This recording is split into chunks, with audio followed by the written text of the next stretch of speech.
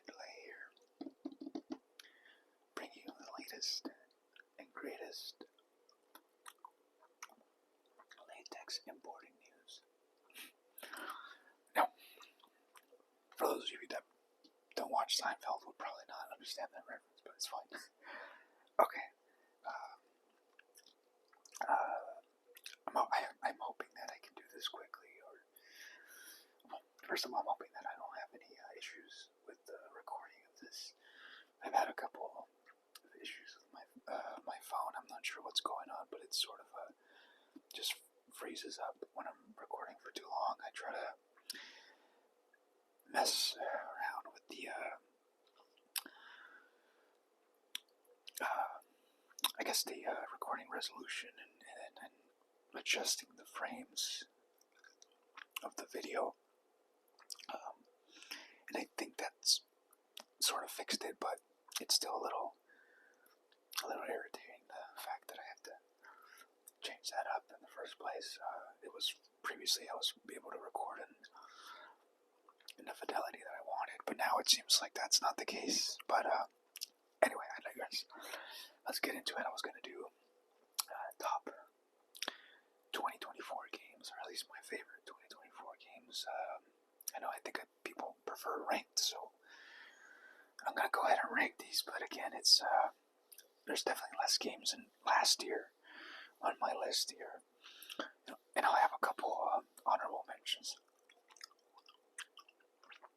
First honorable mention, Marvel vs. Capcom Fighting Collection. This is a fantastic arcade game. I had so much fun playing this, and I mean, I'm sure I'm continue to have more fun. I played this for some reason during the our Thanksgiving holiday break. Normally I like to dive into a good shooter, good story-driven, heavy narrative game. But I found myself playing this strangely, and I had a lot of fun. I think I played this for a total of 5 hours that day. And I'm really lucky that my wife doesn't care. But while she was pretty much cooking up food that day, I spent it playing like a fool. My son was playing with me for about a few minutes, but I think he's not really into fighting games, so unfortunately, not as long as I would have hoped. But yeah, I pretty much was able to pick up almost all the trophies except for one. I think I'll get around to it at another time, but this was a really fun throwback to early 2000s, late 90s, or whenever the heck some of these games came out. I don't even remember playing some of these. I remember the original Marvel vs. Capcom, obviously. MVC2, the famous one, the big one of the lot. But I don't remember playing this. I mean, I've seen it online. I've obviously heard of it, but I never played it myself. This as well. I don't remember playing this, The Punisher. This was the only game out of all of these that's different. This is more of like a side-scroller beat 'em up, which I think is right here. Yeah, it's really fun. I had a fun time playing this. All of the other games are fighting games. But yeah, this was a fun little game. It came with a cool little comic book. I really enjoyed it. I know technically I don't put it on my list because technically, it's a remaster or whatever. So I don't know if I want to include it if it was a remake. I think I'll include it, but not necessarily a remaster. I think remakes can definitely count. I mean, for last year, RE4, or 2023, RE4 was my favorite game that year. Remake, but yeah. And then here's another one. It came out early 2024. It was Last of Us Part 2 Remastered. This is a phenomenal game that I'm sure a lot of you have played. A lot of you probably hate. I'm the opposite. I quite love this game. It's one of my all-time favorite games. Again, as mentioned, depending on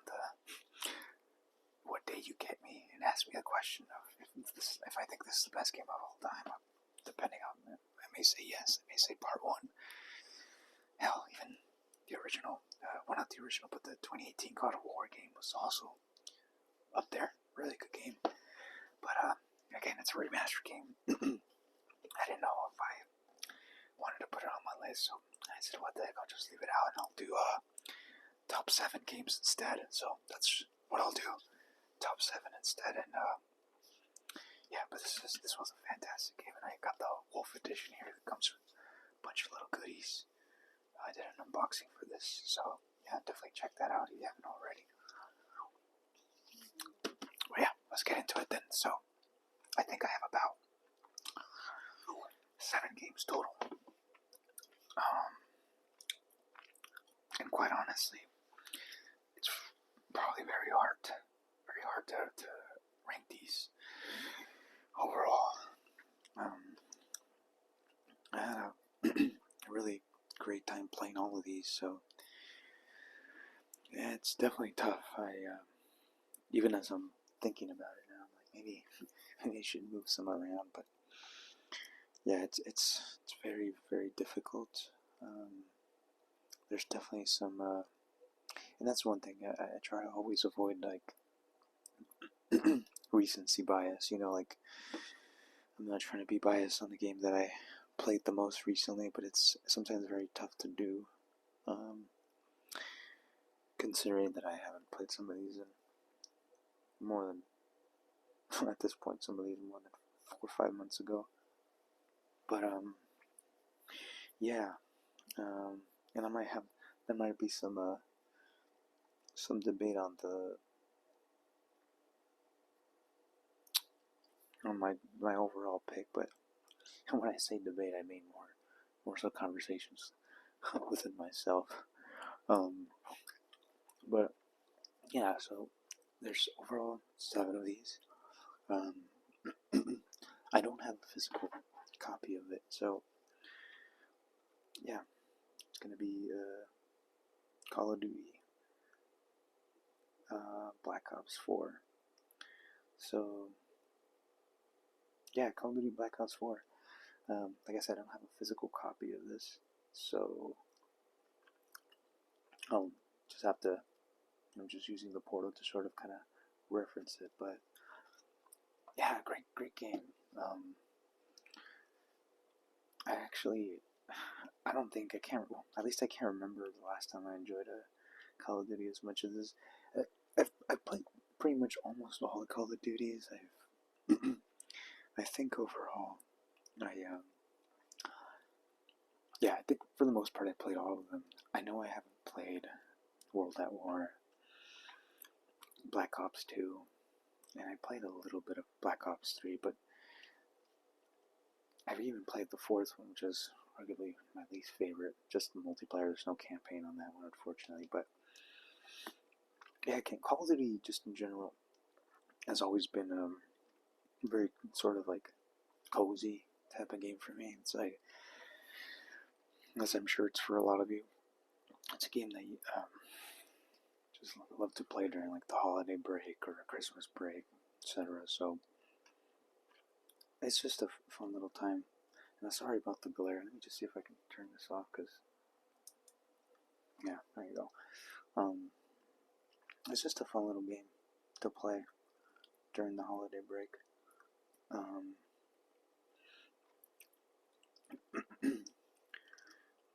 It's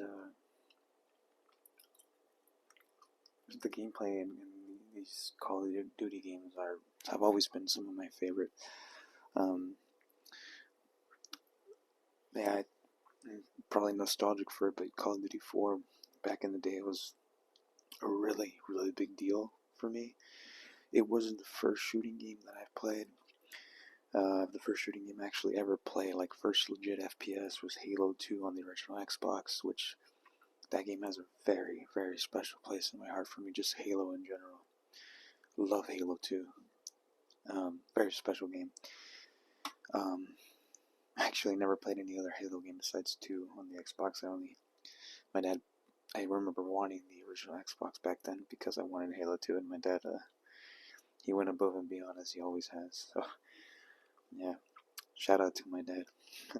But yeah, just Call of Duty in general. The gameplay has always been very snappy for me, very responsive. It's very arcadey, but there's just something about it that gets those endorphins running and that dopamine going.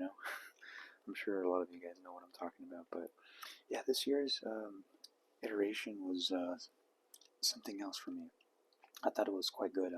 The story was very engaging. Loved that there was a mission. I totally forget the name of the mission, but I think it was. Oh, I uninstalled it. Darn it. There was a mission in which it involved your main character, which I think his name is Case, or he goes by Case, and it's almost like you're very like you're playing like a Bioshock game. It was very Bioshock as it was this level.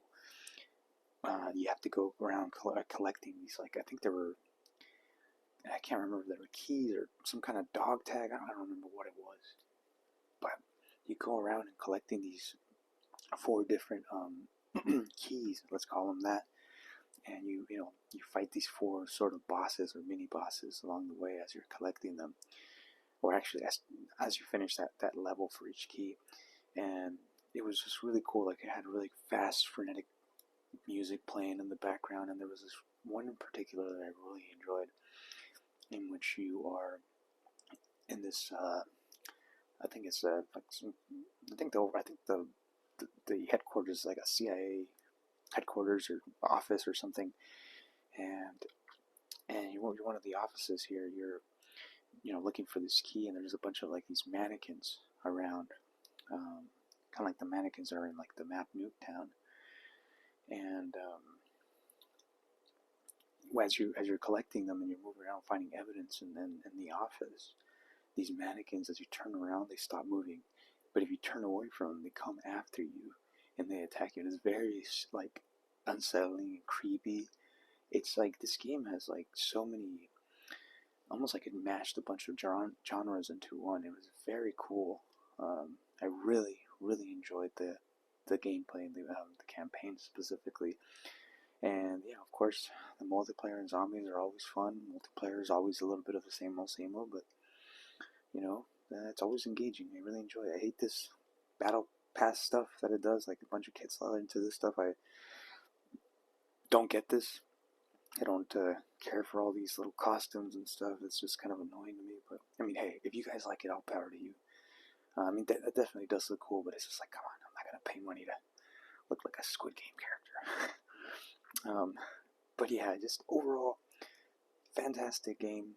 I was even debating to putting it in like my top 3 because I really enjoyed it. But like I said, I'm trying to avoid recency bias. I know a lot of people tend to fall for that. And I think it's normal, right? We tend to remember the most recent um, thing that we experienced or whatever, watched, etc. So that is my number 7 game.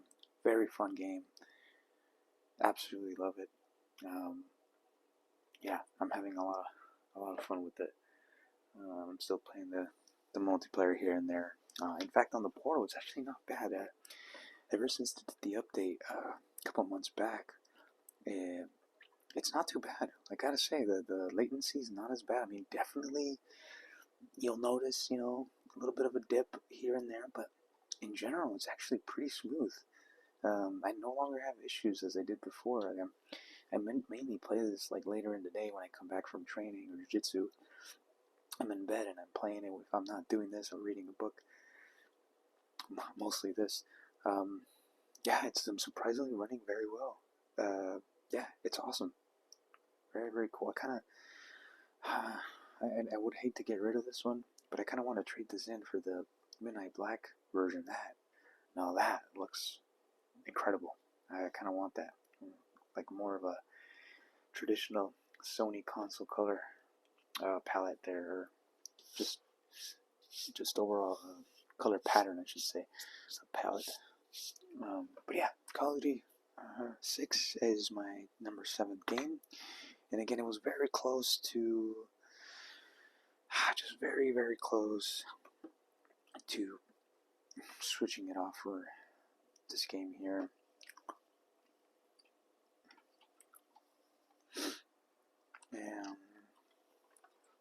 The next one is, yeah, and it's a little busted there. Why? I don't know. This is how they shipped it to me, but, this would have been like a special edition. I would have definitely returned it, but who cares? It's just their standard version. But yeah, number 6 is Tekken 8. Tekken 8 was a blast to play, and it still is. I played here and there. I'm a huge fan of fighting games. As you can probably tell or not.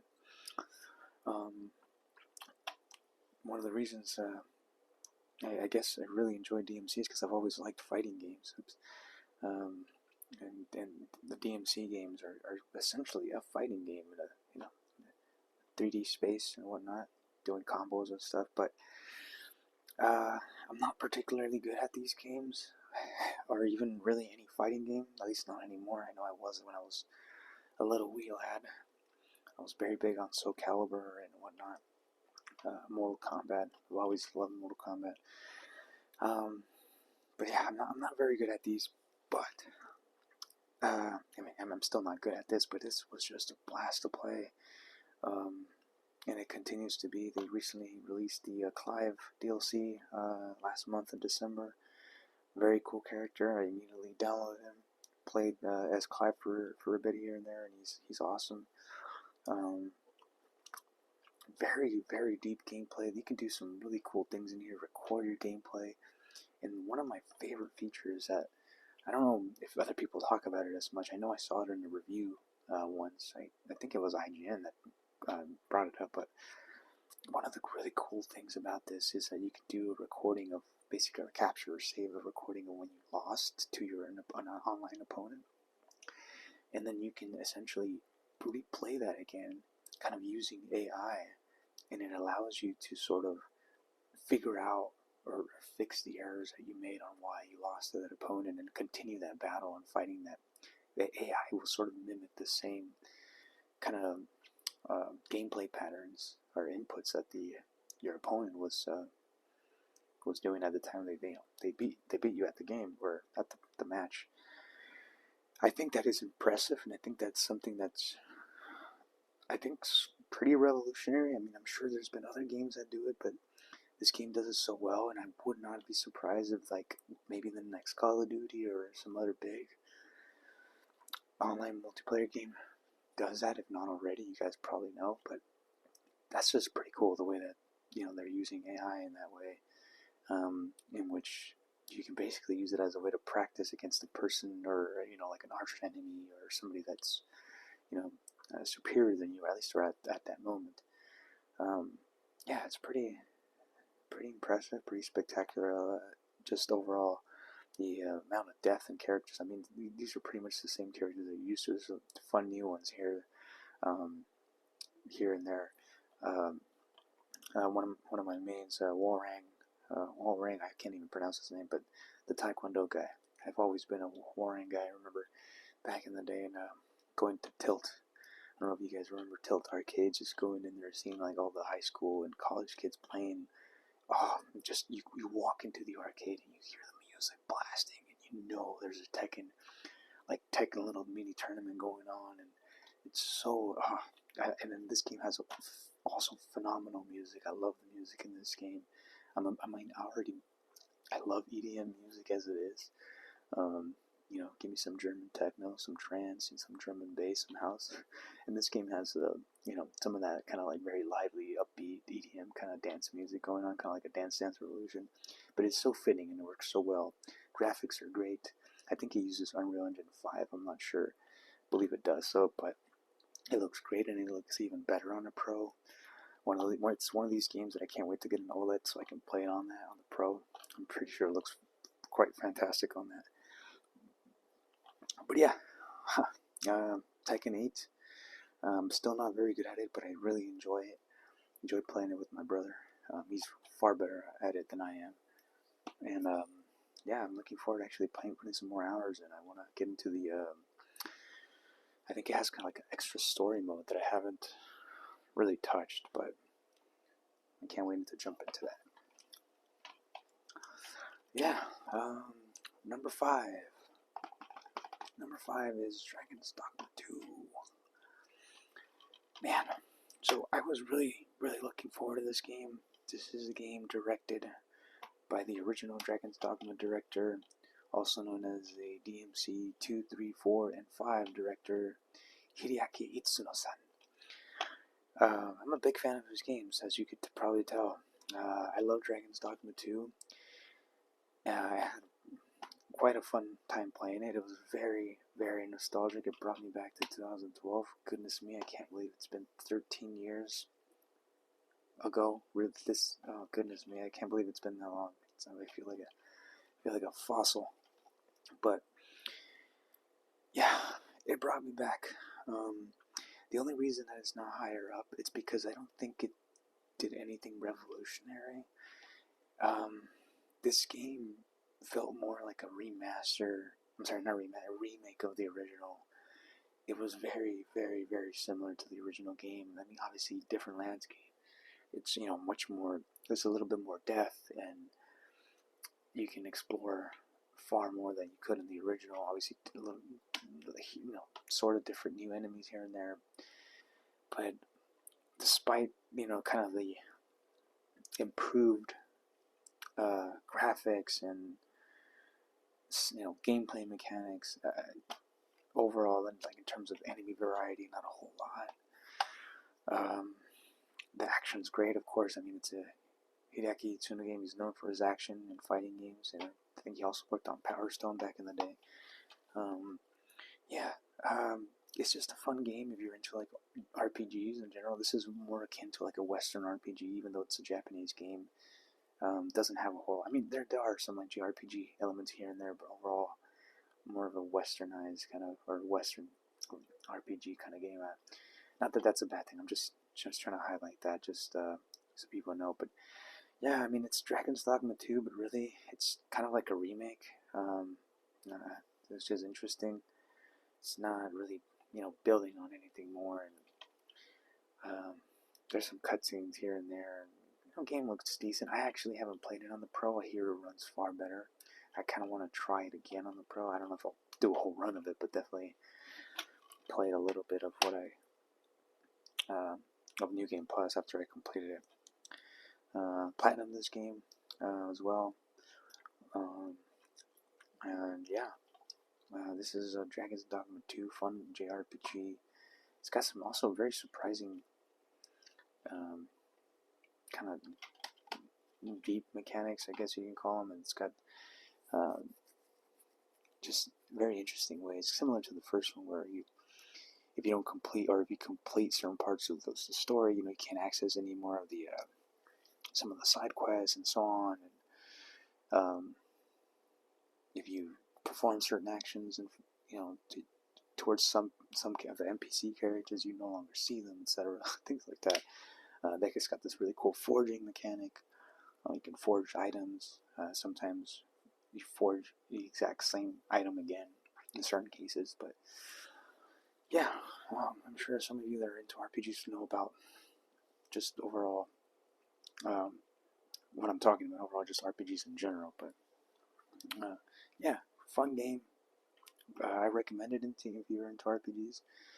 Get ready to lose yourself for about 70, 80 hours, which is I think what I played it for. I think I played it for about 81 hours total. Very fun game to play on the Portal too. But yeah, Dragon's Dogma is my, what is that now?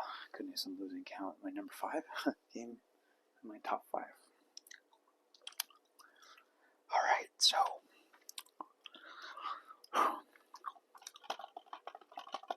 it's got that great sound.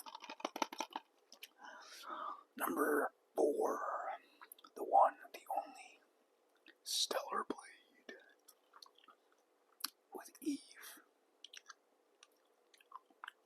This was an awesome game. Look at that back art there, wow.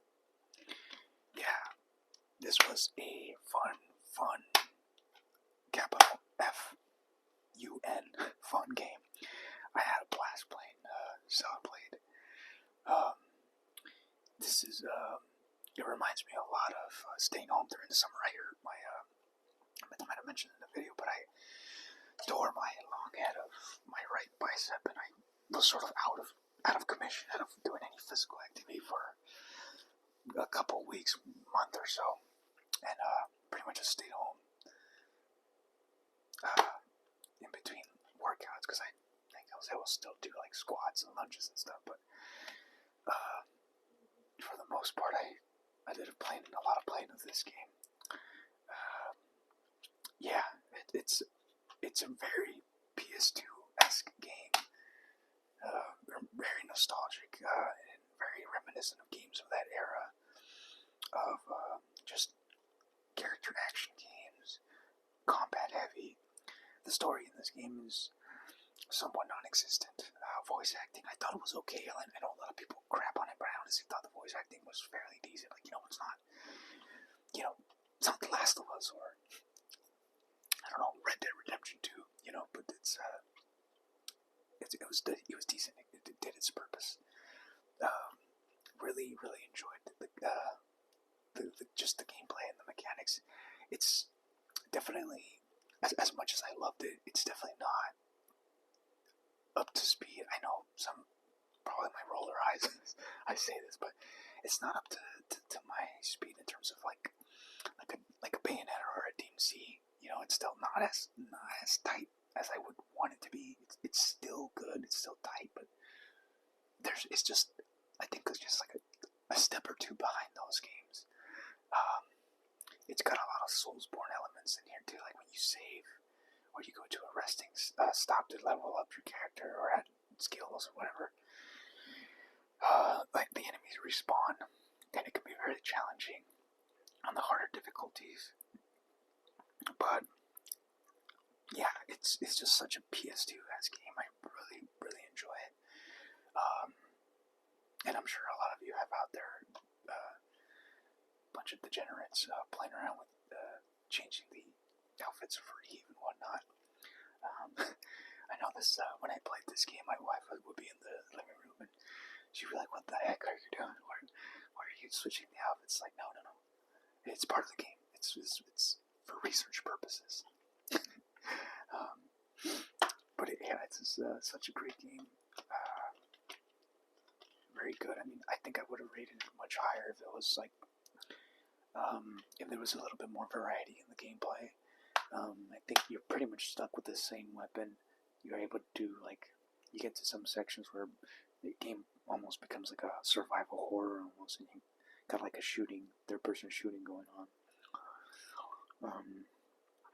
But yeah, it lacks a little bit of depth, of course, like something like a DMC where I can juggle between not just Dante's 5 devil arms and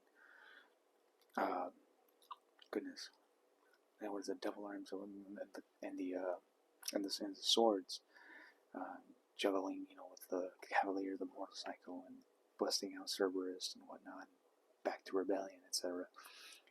And then let alone the depth in characters that game has. Like, it's just, I know a lot of people when I talk about it, they roll their eyes, but it's just that game is almost perfect for me, in my opinion, in terms of what an character action game is, or just action games in general. But I'm pretty sure,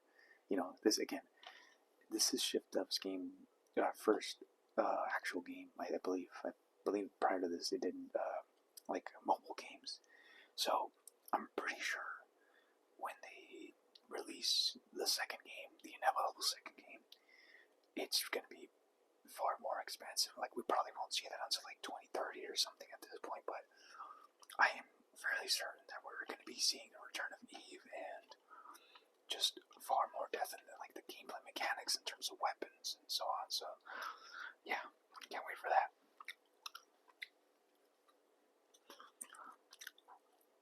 Alright, number 3, Astrobot. I mean, what can I say that hasn't been said about Astrobot? This is the VGA's top game, or VGA's Game of the Year. I was very, very, very happy to see that this game won. Totally deserves it. It's it's a good reminder, I think, for the industry and for everyone, that you don't need to pump millions and millions and millions of dollars into a game. You don't need to make it 80 hours long. You don't need to make it super extravagant with the most state-of-the-art graphics. This game just went back to the basics, back to PS1, PS2 platforming, Nintendo 64 era platforming, and just made this overall very cute little world, and with this cute little character. As I'm doing my list here, I almost was very close to just putting this as my favorite, because I was just smiling the whole time I was playing this game. And I even get goosebumps just talking about the damn game.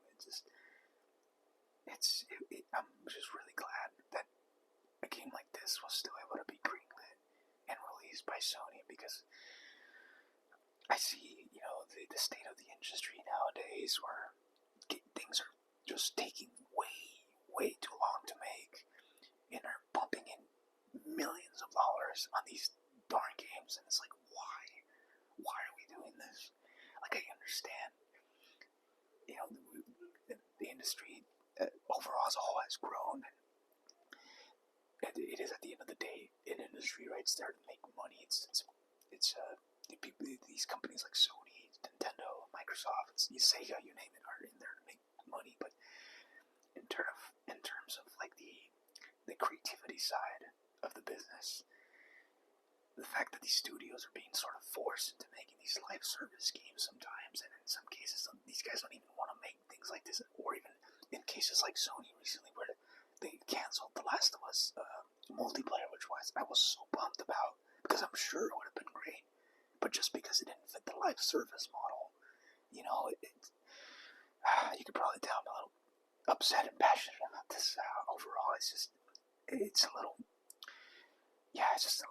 infuriating for me. Just seeing the route that some of these games make. Like, I understand Fortnite, makes millions, if not billions, every year, whatever it is. I understand GTA 5 or GTA Online makes millions, billions of dollars. But it's like, we don't need that all the time. We don't need these, like, live service games, these 120-hour story games. Like, I love a good story game more than anyone, more than the average person. I love me a good single-player game, but guys, like, the average gamer nowadays is like in their late 20s, 30s, 40s, etc. Like, some people just don't have that time. And then this is one of the reasons why I love this game so much, is that everything is just so tight.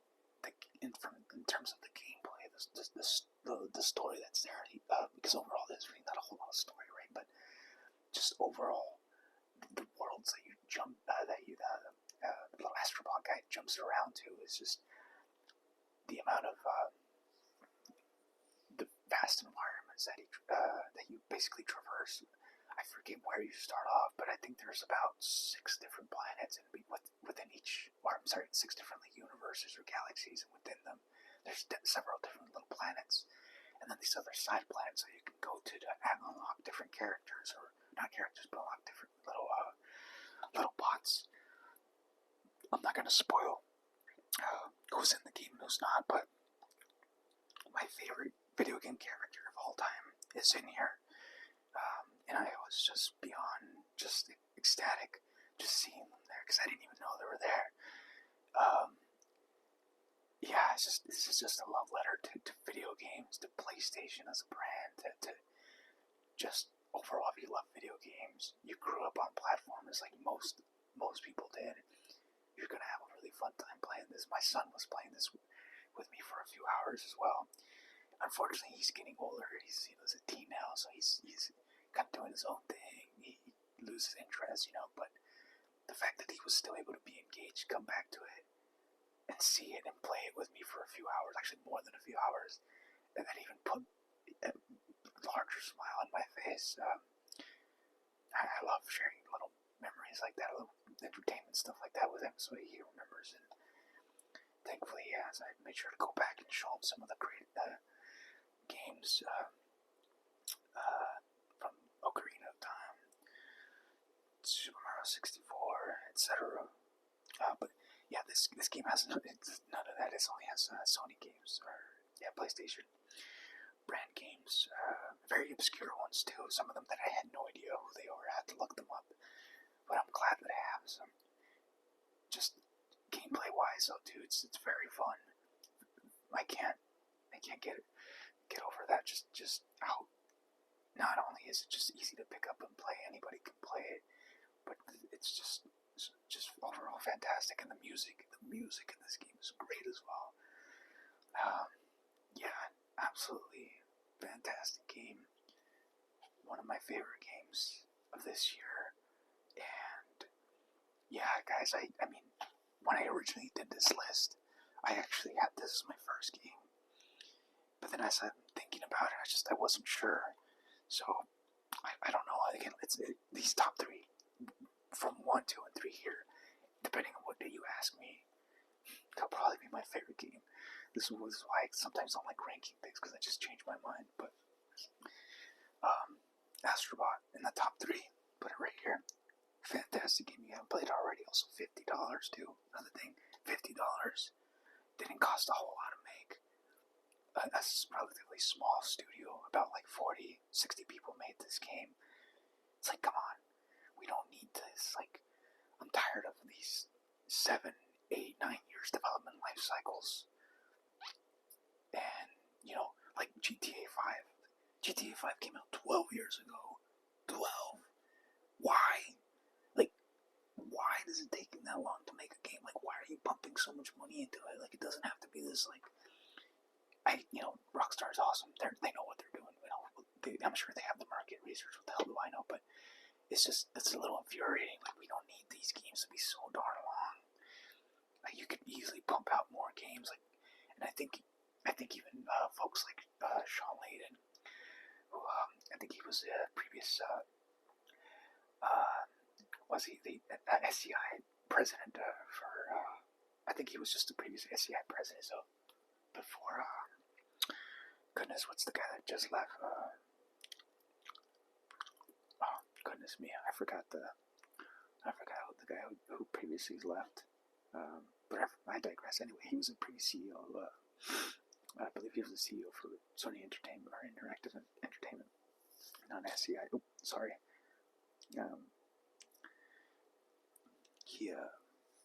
He left the company. I don't remember why, but he left, and I think he's done interviews and stuff. I think he's working with Tencent and whatnot.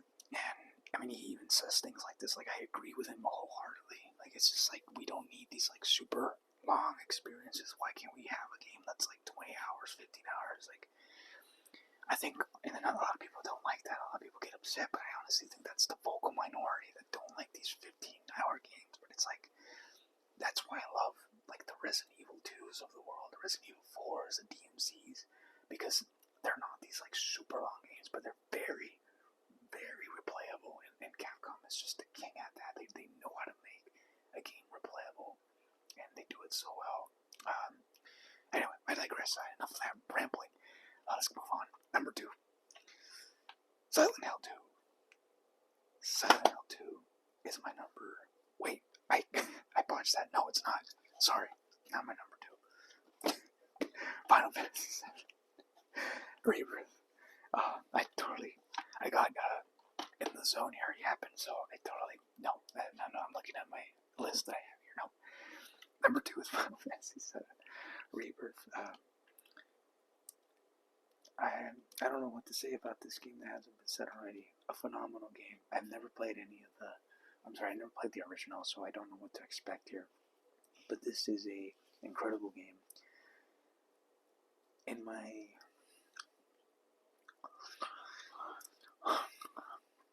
what is it? Goodness me, I guess 20 years of 20 years of playing video games with my hardcore lenses on. I have never, not even with my favorite games of all time, I've never played a game for so long, like consecutively, without switching different games. Like I did not take the disc out of my console. I'm not kidding, for about I think 2 or 3 months when I was playing this. Like, granted, I didn't have a whole lot of time in between gameplay sessions, but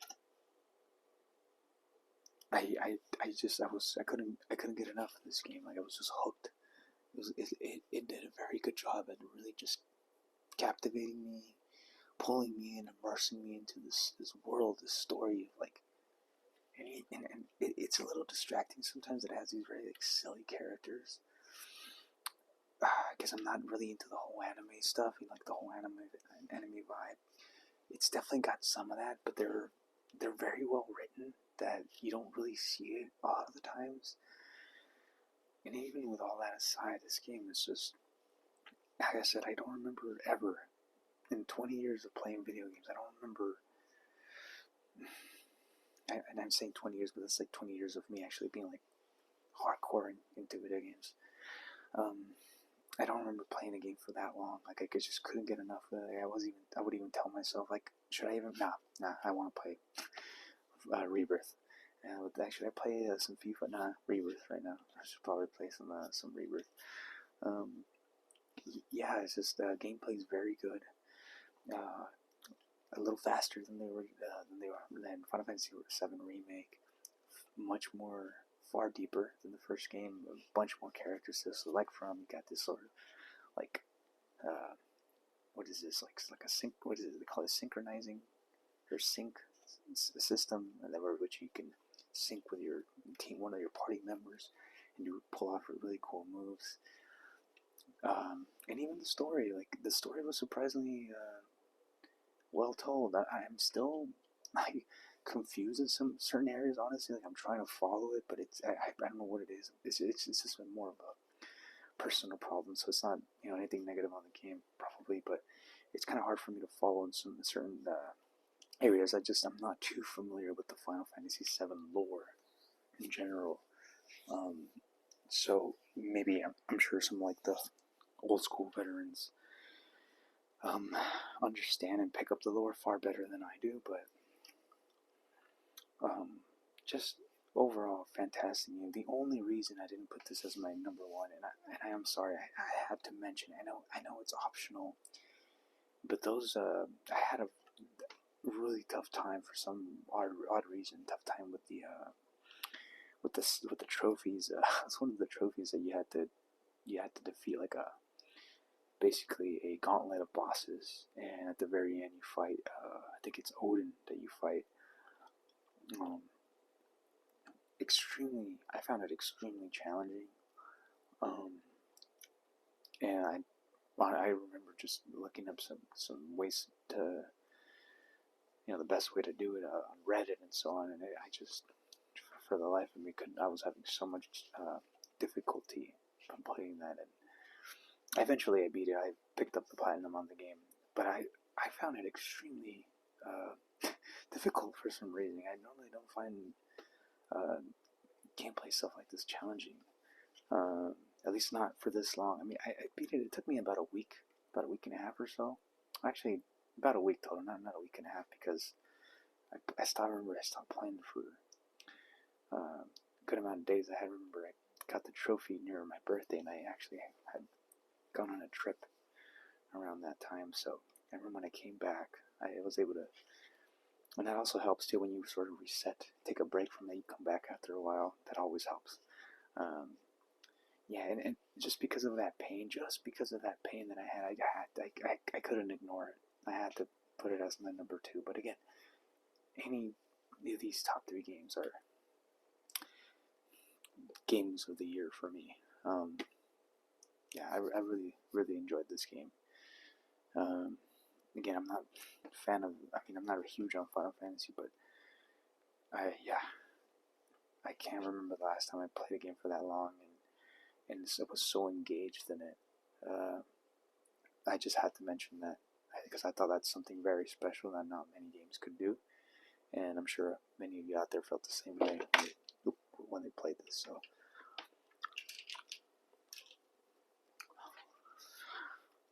And of course, you guys saw my first game, but my game of the year, so to speak, number one game was Silent Hill 2. I have never played a Silent Hill game before. I played a little bit of Downpour on the PS3, but I never really beat it. I think I played it for a total of like an hour or so. I couldn't get into it.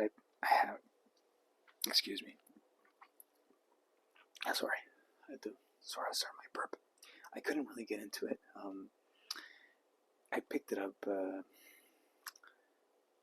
think about a year or two after the PS4 came out, and I just couldn't go back to the 30 frames, even 30 frames. The game felt like it was running at 15 at times on the PS3, and so I never went back to Downpour, so that was that. But I like the idea of it. Like, I like the atmosphere, the environment. It was awesome. I always wanted to go back and play it. I also have the HD remastered trilogy, or not trilogy, but I think it's remastered 2 and 3. I can't remember. On the PS3, and I never had an opportunity to play those, but yeah, I got a chance to play this game, and I absolutely loved it. I was immersed in this game through and through.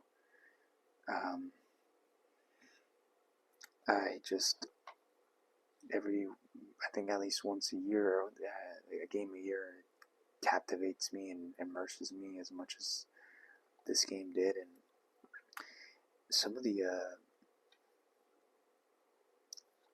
just, I guess, overall sections of the game, because of how, and yeah, I know a lot of this word gets thrown around a lot, but some areas are just very depressing and very, like, something like you need to take a break every now and then from the, and it's not that you need to take a break because it's, terrifying, or, go to sleep. It's just that it's just a little too much sometimes, and you definitely need to take a breather in some areas. Definitely felt that. And it was one of those games where I just didn't want it to end. I know a lot of people beat this game in about, I think,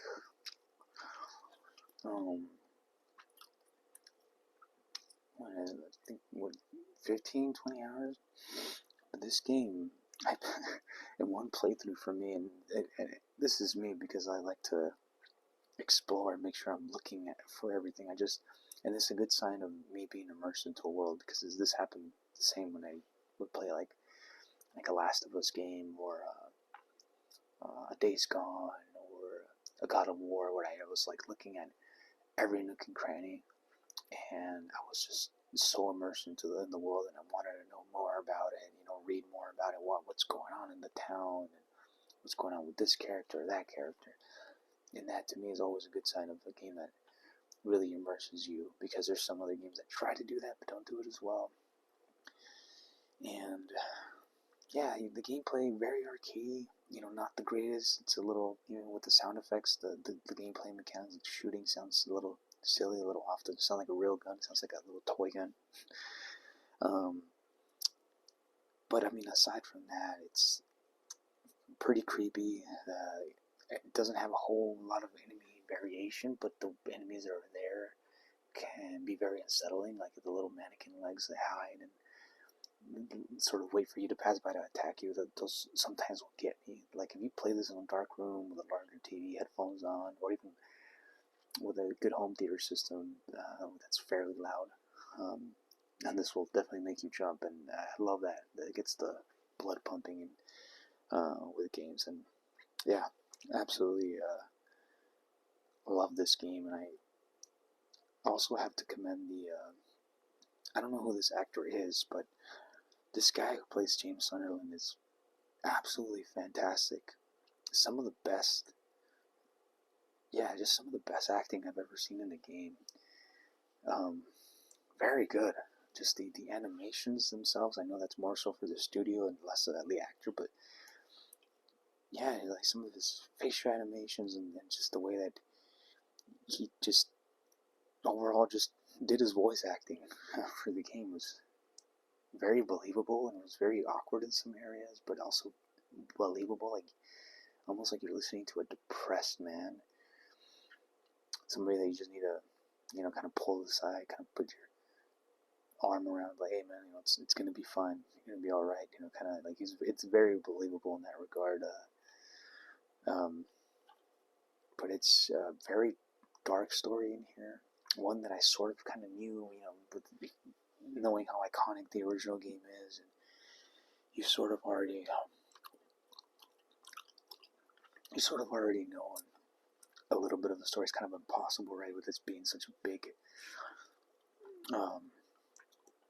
sort of big title or big game in the industry. It's kind of hard to like ignore what's been discussed about in the conversations of this when you listen to it like in podcasts or reviews.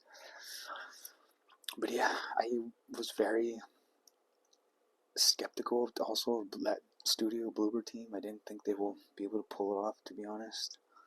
I'm really happy I was wrong, and a lot of people were wrong as well, but they did an incredible job with this game. Yeah, my favorite game this year, and one that I probably is going to go in my top all time, my top 10 maybe, I'm not sure. Yeah, I immersed myself in this game. I absolutely loved it. I had a great time. Loved the town. Loved the graphics on this game. Oh, and this is me playing it on the Pro with the regular 4K HDR TV. There's no OLED, no VRR, no, fancy bells and whistles that some of you guys have, I'm sure. And it looked fantastic in that. So I can only imagine what it looks like on a modern TV. So I can't wait to jump on this again. I didn't plan them, and I'm purposely kind of holding off so I can when I get a nicer TV. But yeah, ladies and gentlemen, those were my top games of 2024. Astrobot, fantastic game. All of these are really outstanding games, and I recommend them to you guys. Yeah, I hope you enjoyed the video, everyone. Sorry that I rambled on a little longer than normal, but I hope you enjoyed nevertheless. And next video after this is going to be my PS5 game collection, so stay tuned for that. Ladies and gentlemen, take care of yourselves out there. Take care of one another. I was going to say, don't forget to subscribe, like, comment on the video. Let me know what were your top 24 games. I don't know if any of these items made it to your list, but yeah, I hope you enjoyed, and thank you for listening to me. If you stuck around this long, I hope at least I helped you relax or get some tingles or whatnot. But yeah, alright everyone, take care out there. Bye bye.